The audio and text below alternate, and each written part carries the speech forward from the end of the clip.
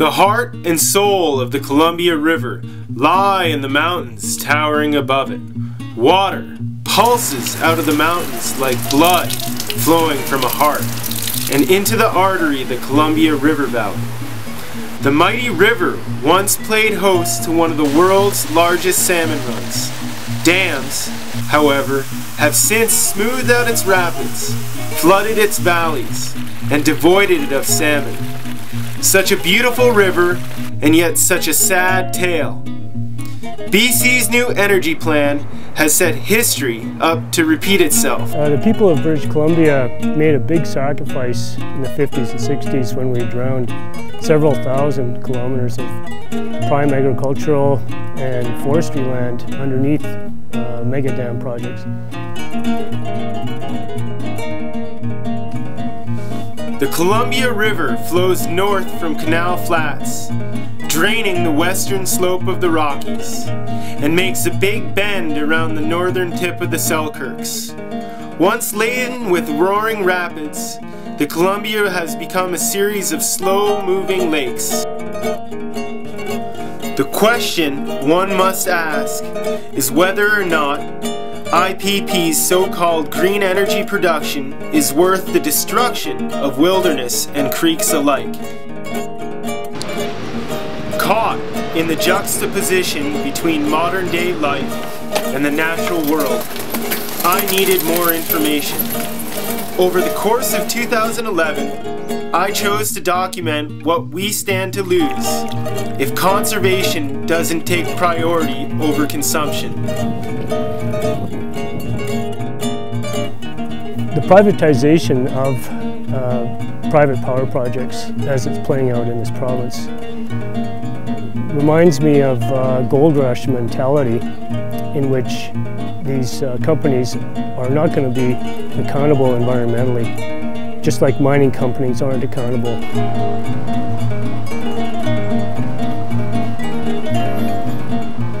How about the fact that there are 660 approximate water license applications in BC? Well, one of the things you have to look at is the cumulative impact of these projects. The impact of an IPP extends far beyond the creek bed. Transmission lines and roads for access will also seriously disrupt wilderness areas. Legislative change back previous to 2005, which opened up the opportunity for companies to grab water licenses on pretty well any of the rivers and streams in British Columbia. The wider population didn't really know this was happening. You know, it was really something that a select group of people were able to do, and they paid as little as $5,000 to $10,000 for the rights. So around Revelstoke, around Kimberley, these rivers were grabbed. Guised under the veil of green energy, independent power projects, falsely dubbed run-of-the-river projects, aim to divert, at times, up to 80% of a creek's flow into pipes or penstocks that run alongside the creek and redirect it into powerhouses. IPPs target steep, glacially fed creeks to produce their power, something of which the Columbia Mountains have plenty. 99% of the electricity produced by these IPP projects is going to be destined for heating swimming pools and cooling massive houses south of the border. What California did is looked at what is happening here and did not accept them as a green source. So California has made that decision.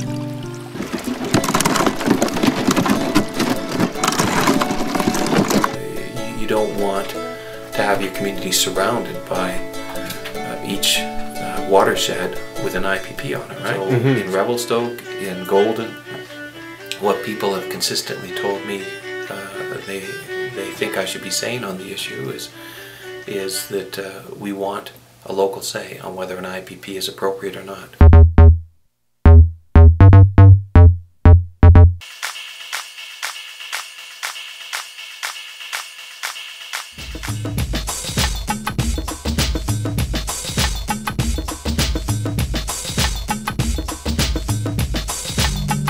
Unfortunately, the resource on which IPPs depend, glacial ice, is not infinite. Here in the Columbia River Basin, glacial recession is a reality. The Continental Divide makes up the eastern boundary of the Columbia River Basin. Its crest is crowned with ice. Over the course of 8 days, my friends and I skied from the Mons Icefield to Peyto Lake on the Icefield Parkway. The country through which we traveled was nothing short of breathtaking. Mount Forbes was the highest point on our trip. Blue-gray glacial ice sparkled like jewels on its northwest base.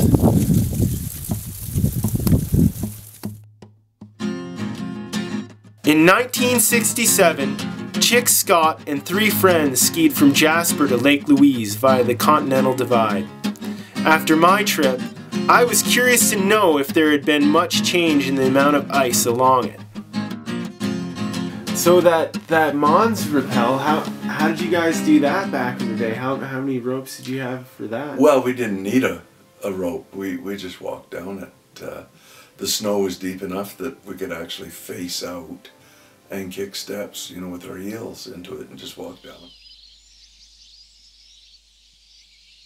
To have us removed from decision making on the streams and rivers that come through our communities is just ridiculous from a practical point of view and also from an ethical point of view. We're impacted. We should have a say. Where does the local knowledge sit? Well, I would say it's more likely to sit in Revelstoke than it is to sit in Victoria.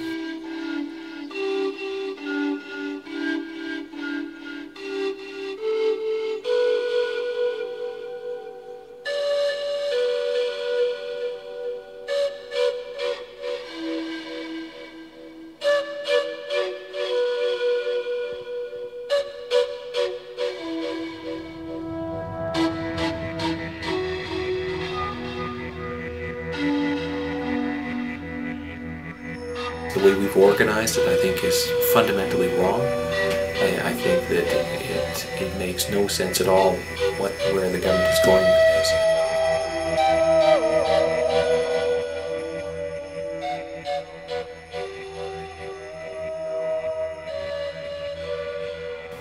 To really understand the IPP issue, you need to understand about lobbying.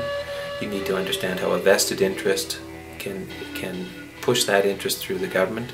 It's all very consciously done, and in the end the public interest is compromised. There's no question that's what's happening with IPPs.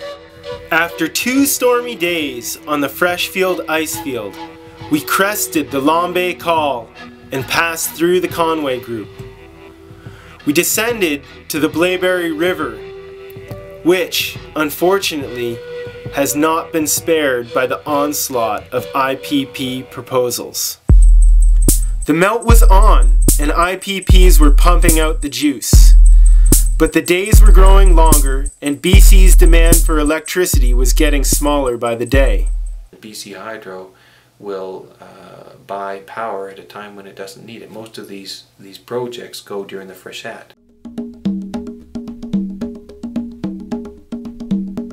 They depend entirely on BC Hydro's existing dam system, otherwise it wouldn't work, right? And BC Hydro will buy and then buy the electricity for more than it will be able to sell.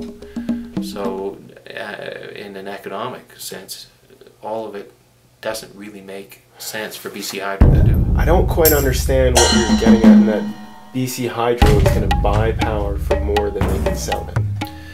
Yeah, I mean, that's the question. Why would you do that? The last climb of the trip would bring us to the edge of the Columbia River Basin and onto the Wapta Icefield. As I stood atop the Baker Trapper Col, I could hardly fathom the snow to my left would end up in Lake Revelstoke, and the snow to my right would end up in the Atlantic Ocean by Peyto Lake. Its source is the Wapta Icefield above.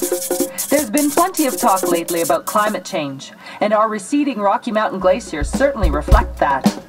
Since it was first observed in the 1890s, Peyto Glacier has lost up to 70% of its volume. So not only is it melting back faster than it can flow downhill, the ice is also getting thinner in the body of the glacier. Have you noticed much difference in the ice? Oh yeah, you see it everywhere. Around the Rockies? You see it everywhere. Yeah, I can see it in the retreat of certainly the Peyto Glacier, places like Mount Victoria, you know, the ice hanging on Mount Victoria, stuff like that. But you don't really notice the ice that's disappearing on the ice fields, because what it does is it melts from the bottom up. After contemplating this subject for a year, the conclusion to which I came is that wilderness cannot be created and should not be destroyed. It must be conserved. It is the essence of all that is good in this world. Uncorrupted beauty, existing on its own accord, is truly a mind-expanding experience.